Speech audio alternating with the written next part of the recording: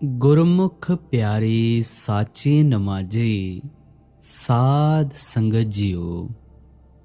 आप जी सारे संगत को प्यार भरे राधा स्वामी जी। प्यारे साध संगत जियो, आज का सत्संग श्री गुरु अमरदास जी महाराज जी की वाणी में से हो रहा है। प्यारी साध संगत जियो, सत्संग तो शुरू करने से पहले हर बार आप जी से विनम्र पूर्वक बेनतियां तो जरूर की जाती हैं। बेनतियां इसलिए की जाती हैं, अधूरा ज्ञान होगा तो आपको कुछ हासिल नहीं होगा, संपूर्ण ज्ञान होगा तो आपको सब कुछ पता लगेगा। तो बेनती यही रहेगी कि सत्संग को पूरा सुनकर जाएं। आज का सत्संग तीसरी पातशाही श्री गुरु अमरदास जी महाराज जी की वाणी में से हो रहा है। सत्संग के वचन हैं, जग हौमै मैल दुख पाया, मल लागी दूजे पाई। सत्संग की शुरुआत एक सवाल से हो रही है। ये सवाल पाठी भान सिंह जी का था। हुजूर, कई सत्संगी कहते हैं कि जब हम सत्संग में बैठते हैं तो पहले 2-3 मिनट आपका स्वरूप होता है, फिर महाराज जी का हो जाता है। फिर महाराज जी ने इस सवाल का उत्तर देते हुए कहा, जिनके दिल साफ हैं ये उनका खेल है, मुझे तो सपने में भी नहीं आते। अच्छा, शुरू करते हैं। मैं पहले भी कई बार अर्ज कर चुका हूँ कि मालिक ने इंसान को इस खूबी के साथ बनाया है कि जो कुछ रचना उसने बाहर रची है वह सब इसके अंदर भी रख दी है, और आप भी अंदर ही आ बैठा है। इसलिए जिसे उस मालिक से मिलने की चाह है, उसके लिए सब ऋषि मुनियों का यही कहना है कि मालिक को अपने अंदर ढूंढना चाहिए। अगर बाहर ढूंढे तो वह बाहर कहीं नहीं मिलता। बाहर क्यों नहीं मिलता? क्योंकि इससे जो साधन आँखें, कान, नाक, मुंह वगैरह मिले हैं, उनकी ताकतें इसको अंदर नहीं जाने देती। पर जब ये अंदर जाता है तो वहाँ आंखें भी और हैं, कान भी और हैं, नाक भी और है, मुंह भी और है। गुरु अर्जुन साहिब कहते हैं, नानक से अखियां बेयन जिनी दिसंदो माँ पीरी। वे आंखें ये नहीं, वे अंदर हैं। अगर अंदर जाकर तलाश करे तो वे मिल जाएं। अंदर जाकर उस शक्ति को देखो। उसे धारा कहो, धुन कहो, शब्द कहो, नाम कहो या आवाज कहो, वह सचखंड से चलकर कुल खंडों ब्रह्मांडों को बनाती हुई यहाँ मस्तक पर आती है। वेद उसी को नाद कहते हैं। नाद का अर्थ है आवाज। ऋषि मुनियों ने उसे आकाशवाणी कहा है, मुसलमानों ने उसे निदाए आसमानी कहा है कि आसमान से आवाज आ रही है। शम्स तबरेज उसे बांग कहते हैं, निदा भी कहते हैं। गुरु साहिबान ने उसके कई नाम रखे हैं, क्योंकि उसके अंदर आवाज है, इसलिए उसका नाम शब्द रख दिया है।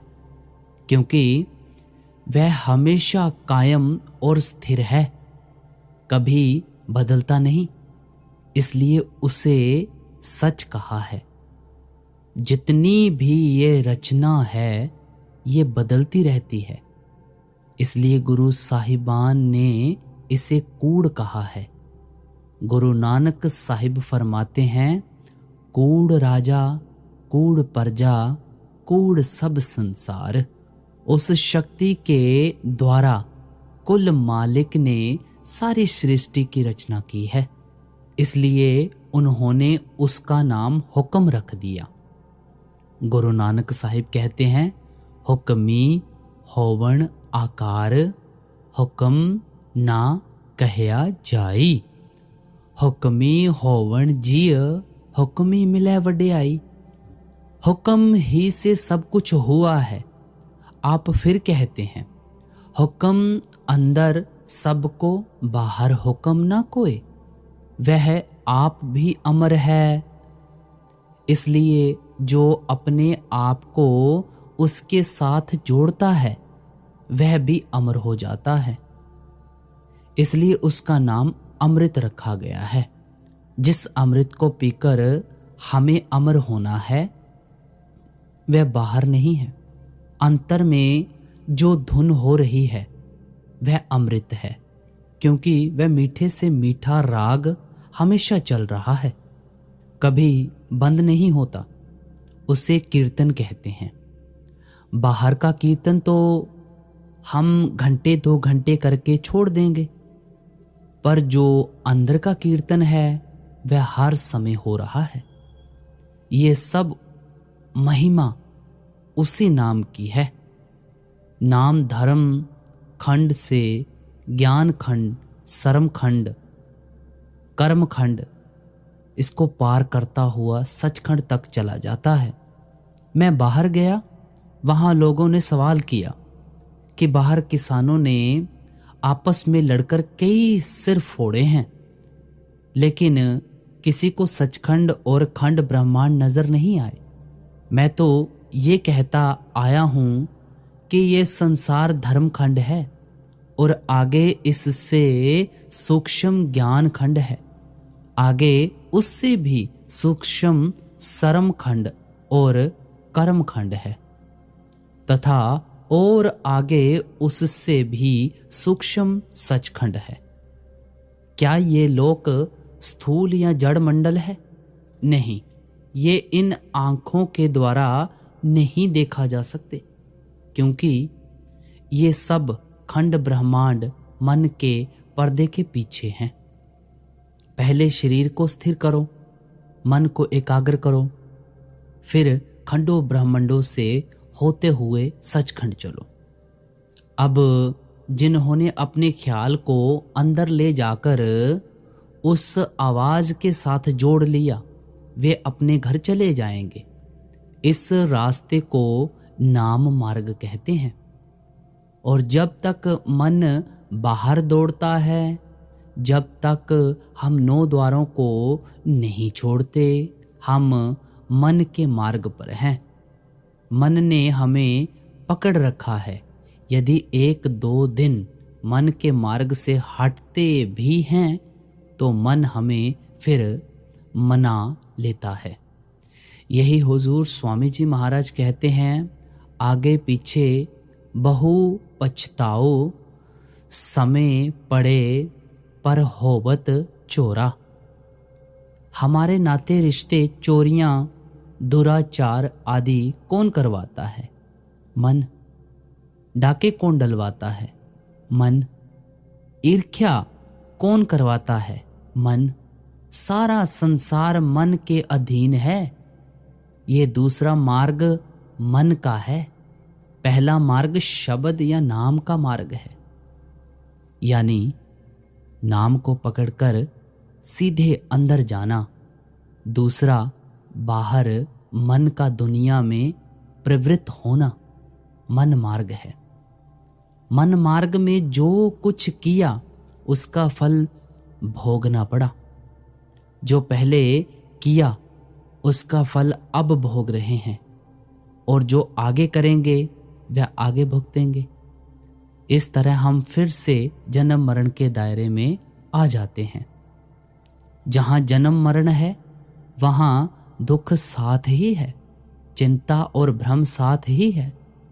हमें तो ये भी पता नहीं कि 5 मिनट बाद क्या होने वाला है, पर जब इंसान नाम जपता है उसको होश आता है, उसकी अकल स्थिर हो जाती है, उसे सच और झूठ का पता लग जाता है, उसका भ्रम दूर हो जाता है, वह अपने घर पहुंचने की कोशिश करता है। कोई भाग्यशाली जीव ही इस नाम मार्ग पर चलता है। अब सत्संग की पहली तुक में हमें फरमाते हैं, जग होमै मैल दुख पाया, मल लागी दूजे भाई। गुरु साहिब ने ये मार्ग का हाल बताया है, जरा विचार करो। गुरु अमरदास जी ने क्या कहा है? आप फरमाते हैं कि सारे संसार की आत्माएं अपने अंशी अर्थात नाम को छोड़कर मन के दायरे में आकर इंद्रियों के रास्ते बाहर निकलकर दुनिया में आ गई हैं। आत्मा को ये पता ना रहा कि उसका पति कौन है। वह नहीं जानती कि वह सतनाम की अंश हैं और सतलोक से आई हैं। मन के कहे उसने दुनिया के जितने भी काम किए, उनसे मैल ही मैल के पर्दे चढ़ते गए। आंखों से देखता है, ये मैल चढ़ गई। जो दुनिया की बातें कानों से सुनी, ये भी मैल चढ़ गई। दुनिया की चर्चा की, ये भी मैल इकट्ठी करनी ही है। ये नहीं कि जीव मरकर इंसान के बाद फिर इंसान ही बने, नहीं, ऐसा नहीं। वह कभी सांप, कभी कुत्ता, कभी बिल्ला, कभी सूअर आदि बनता है। नाम मार्ग को छोड़कर वह और नीचे ही नीचे चला जाता है। गुरु साहिब कहते हैं कि जीव मैं यानी अहंकार के दायरे में आ गया और मैल चढ़ा ली। जितनी मैल इकट्ठी की, उतना ही वह अपने घर से दूर होता गया। नाम को छोड़ने की देर थी कि वह द्वैत में आ गया। जितना द्वैत में आया, उतना ही नाम से और दूर होता गया। अगर वह नाम मार्ग की ओर जाए तो मैल दूर हो जाए। जब वह नाम मार्ग से दूर होता गया तो मन मार्ग में आ गया और उसकी सूझबूझ गायब हो गई। हुजूर महाराज जी फरमाया करते थे, एक बड़ा सुंदर लैंप हो और हम उस पर एक बारीक कपड़े का पर्दा चढ़ा दें तो उसे देखकर लोग कहेंगे कि रोशनी साफ नजर नहीं आती। अगर उसके ऊपर मोटे खद्दर का एक और पर्दा चढ़ा दें तो प्रकाश और कम हो जाएगा। फिर टाट का एक और पर्दा चढ़ा दें तो रोशनी इतनी कम हो जाएगी कि जिस कमरे में भी ले जाएं वहां पता भी नहीं चलेगा कि लैंप है या नहीं। ज्यों ज्यों पर्दे उतारते जाएं प्रकाश प्रकट होता जाएगा। यही हाल रूह का है। कितनी सुंदर मिसाल है। यही हाल रूह का है। जैसे जैसे ये नीचे आती गई, इस पर पर्दे चढ़ते गए। पहले इसने कारण देह ले ली। जब ये सवल माया में आई तो एक और पर्दा सूक्ष्म देह का ले लिया। जब ये बाहर आई तो एक और देह धारण कर ली। जैसे जैसे नीचे आती गई उसका प्रकाश मंद होता गया।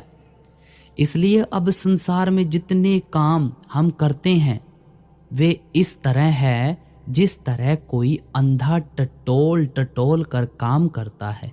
पढ़ाई करते हैं पर ये नहीं जानते कि पास होंगे या नहीं। जब तक पास नहीं होते डर रहता है कि कहीं फेल ना हो जाएं। किसान खेती करते हैं, बीज बोते हैं। जब तक फसल घर ना आ जाए तब तक उन्हें फिक्र रहती है कि दाने आते हैं कि नहीं। जो होमे के दायरे में आ गया वह दुख के दायरे में आ गया। जिसने नाम को नहीं छोड़ा, द्वैत में नहीं आया, वह दुख के देश में नहीं आया। जैसे हमारी सरहद है, तो लकीर ही इस तरफ पैर, जैसे हमारी सरहद है तो लकीर ही इस तरफ पैर रखें तो अपना देश है, उस तरफ पैर रखें तो पराया देश है। इस तरफ सुख ही सुख है, उस तरफ दुख ही दुख है। अगर ये नाम के साथ प्यार करेगा तो उसमें ठहर सकेगा, नहीं तो आत्मा मन के दायरे में उतरी और दुख के देश में आ गई। आंखों से ऊपर नाम मार्ग है, आंखों से नीचे मन मार्ग है। ऊपर सुख का देश है, नीचे दुख का। अब अगली कड़ी में फरमाते हैं, मल होमे धोती किवे ना उतरे जे सौ तीर्थ नाई। अब लोग इस मैल को उतारने का क्या यत्न करते हैं। अगर मनुष्य पंडितों के वश में आ गया तो उन्होंने किसी जाप में लगा दिया या तीर्थों की ओर भेज दिया कि जाओ तीर्थों में स्नान करो, लेकिन पानी पापों की मैल को नहीं उतार सकता। वह सिर्फ शरीर की मैल को दूर कर सकता है। पापों की मैल नाम के द्वारा उतरेगी। यही गुरु नानक साहिब कहते हैं, पर ये हाथ पैर तन दे पानी धोते उतरस खे। साधारण धूल मिट्टी उतारनी हो तो पानी से उतारी जा सकती है। फिर कहते हैं, मूत पलीती कपड़ होए दे साबण लइए ए धोए। अगर कपड़े को ज्यादा मैल लग जाए तो वह पानी के साथ साबुन लगाने से निकल जाती है। पर ये मत पापा के संग, कि जो पापों की गहरी मैल है ओ धोपे नावे के रंग। वह नाम के द्वारा धोई जा सकती है। जब तक जीव शब्द के साथ नहीं जुड़ता, पापों की गहरी मैल नहीं धुल सकती। इस मैल को उतारने का लोग जो भी कोई दूसरा उपाय करते हैं, वह सब मन मार्ग में है। गुरु नानक साहिब भी कहते हैं, जप तप संयम साधिए तीर्थ कीचै वास। पुण्य दान चंगियाइयां बिन सच्चे किया तास।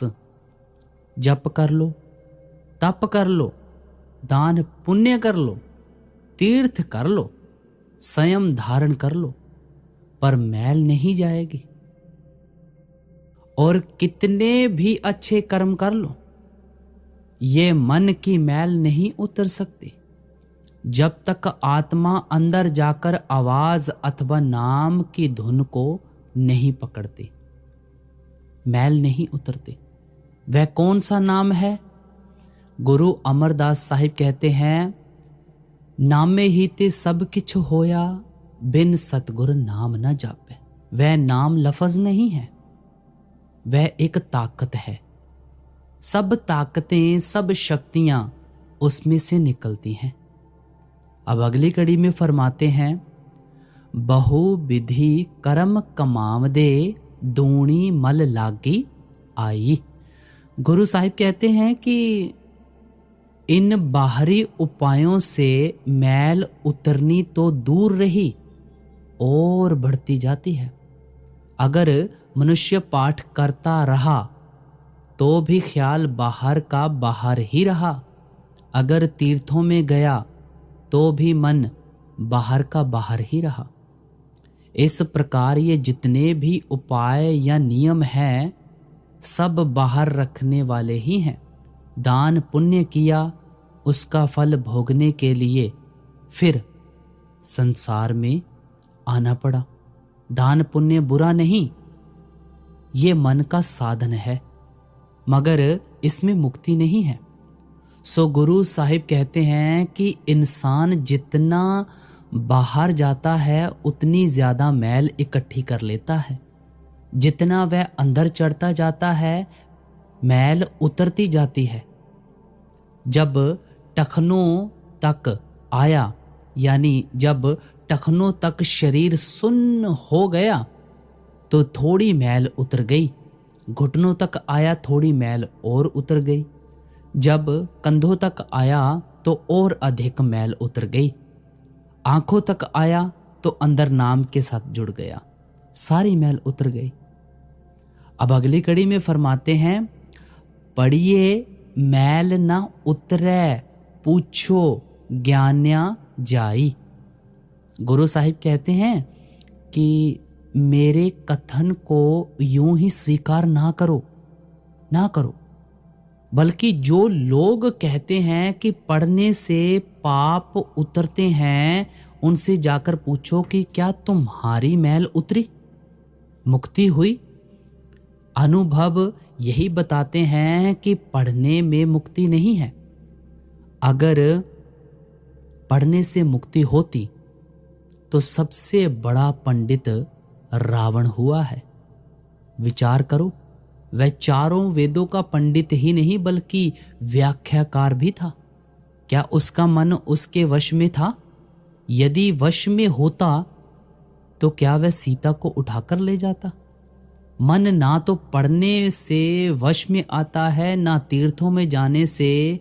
इसे तो अंतर के नाम का राग सुना दो, वह वश में आ जाएगा। इसे वश में करने का यही एक उपाय है।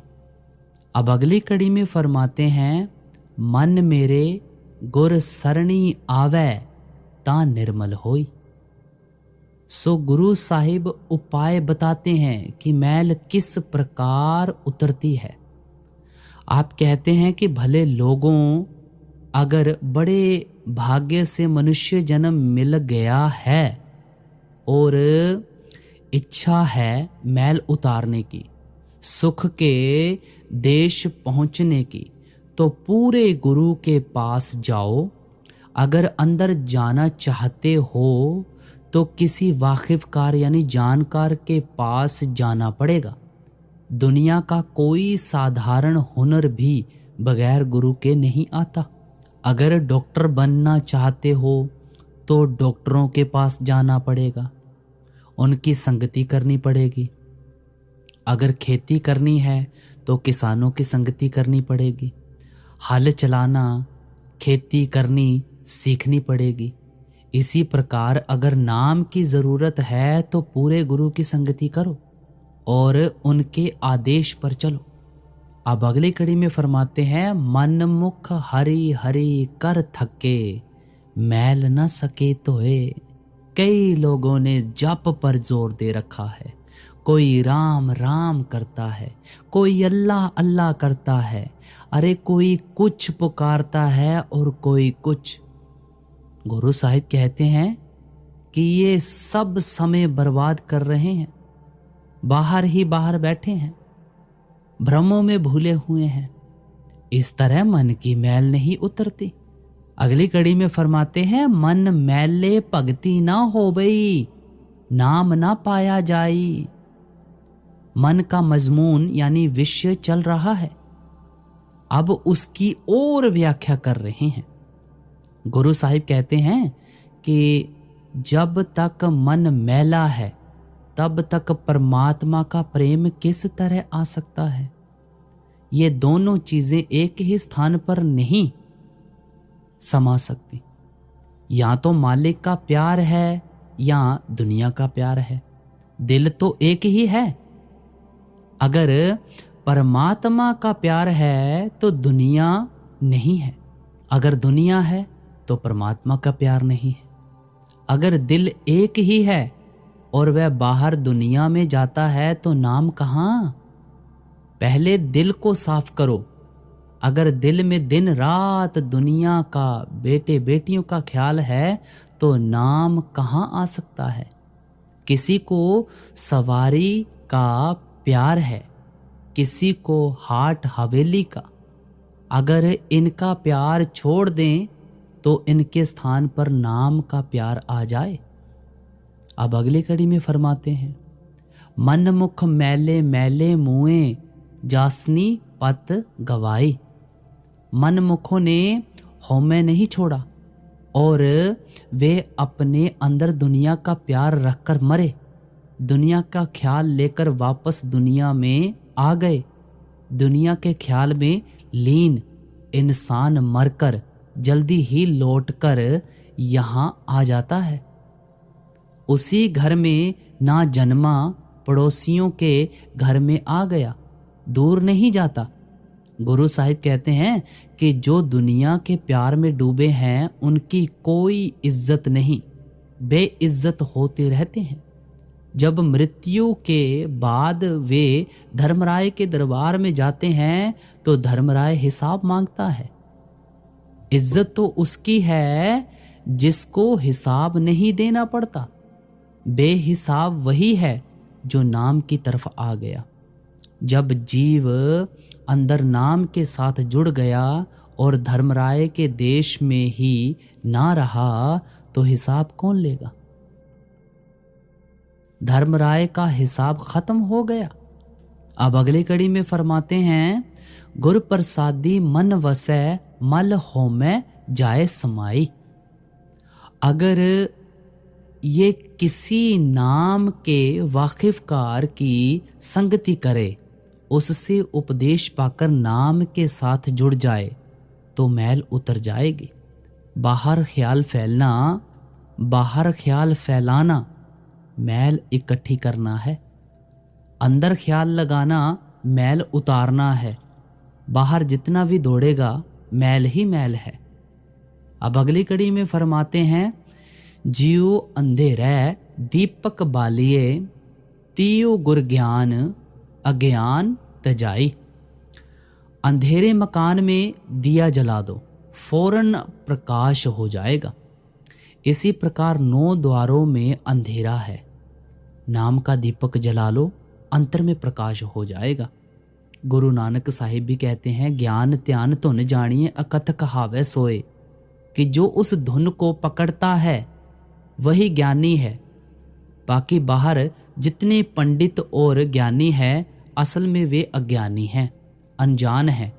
तो अंतर में प्रवेश कर गया वही सच्चा ज्ञानी है। जो अंतर में प्रवेश कर जाता है वही सच्चा ज्ञानी है। अब अगली कड़ी में फरमाते हैं, हम किया हम करेंगे हम मूर्ख गवार। उसी बात को दूसरी तरह से समझाते हैं। बात एक ही है, नाम मार्ग और मन मार्ग की तुलना कर रहे हैं। जो मन मार्ग में आ गए वे अंतर में जो नाम की धारा आ रही है उसे भूल गए। वे कहते हैं हम ये करते हैं, हम ये करते हैं, हम वे करेंगे। इस अहम भाव के द्वारा मन मार्ग में आ गए। ये दायरा क्यों छोटा कर लिया? क्योंकि वह जो नाम की धारा थी उससे बिछुड़ गए। जो किसी नाम के भेदी से नाम की युक्ति लेकर अभ्यास करके मालिक की दरगाह में पहुंच गए, उन्होंने अंदर जाकर क्या कहा?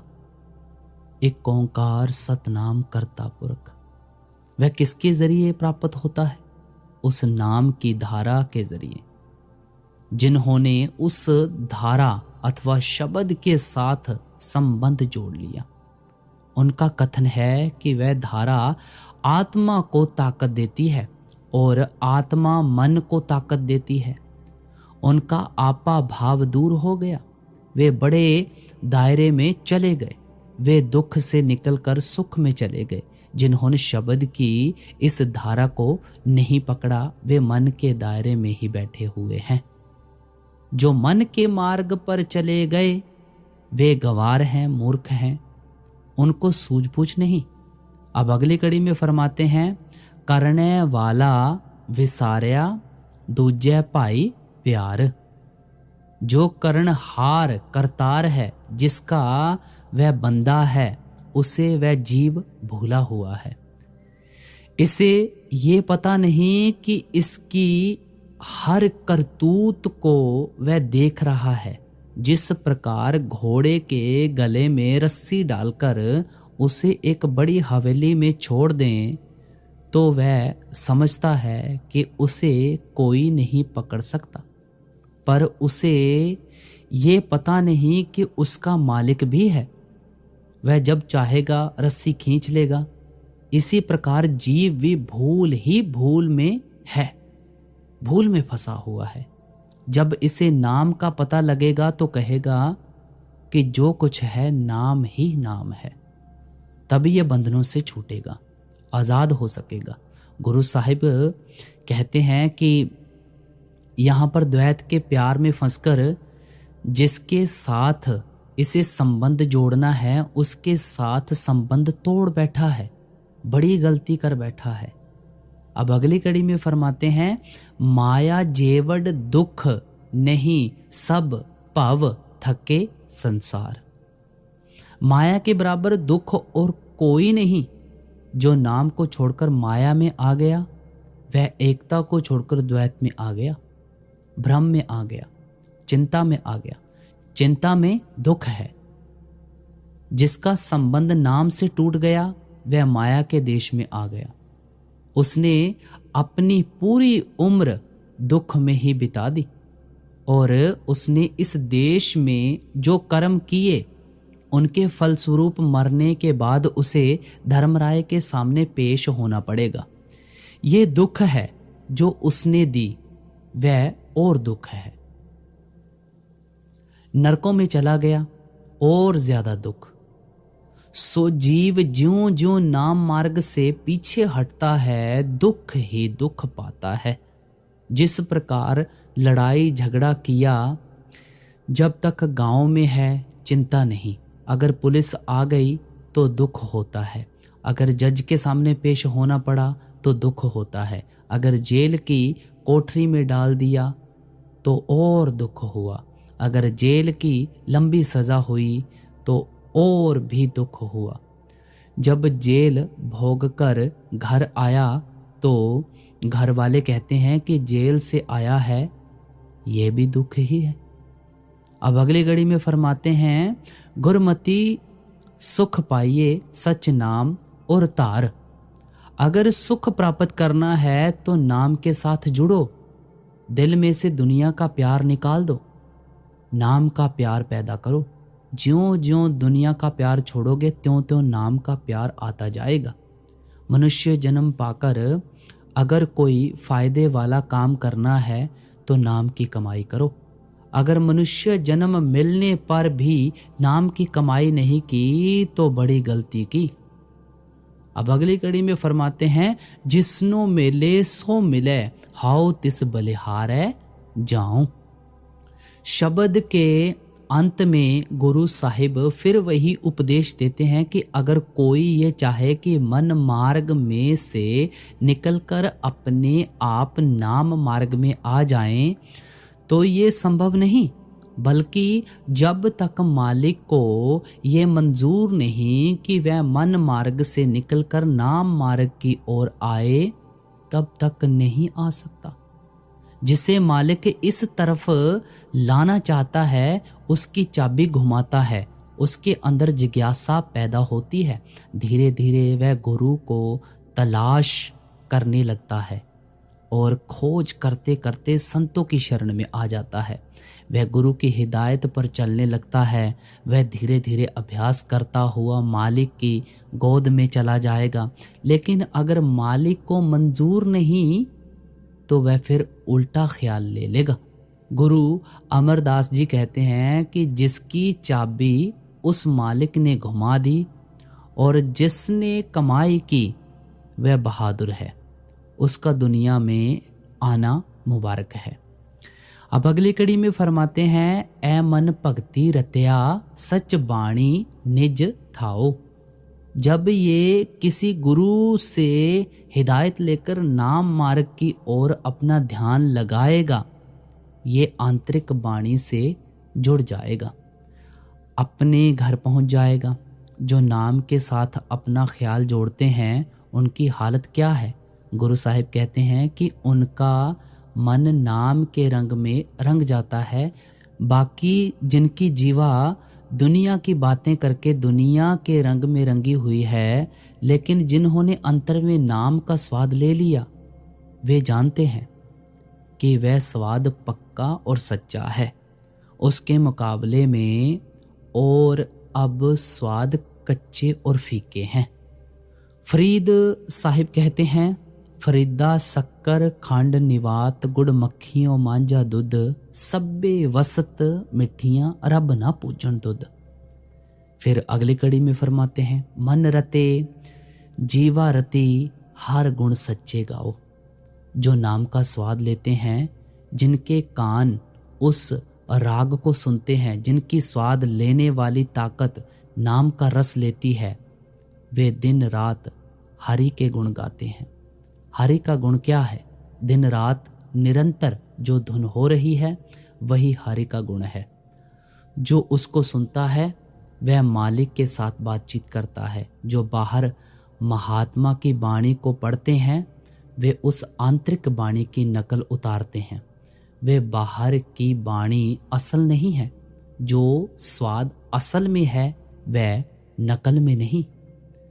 अब सारा सत्संग फरमाते हुए अंत की कड़ियों में फरमाते हैं, नानक नाम ना बिसरे सच्चे माहे समाओ।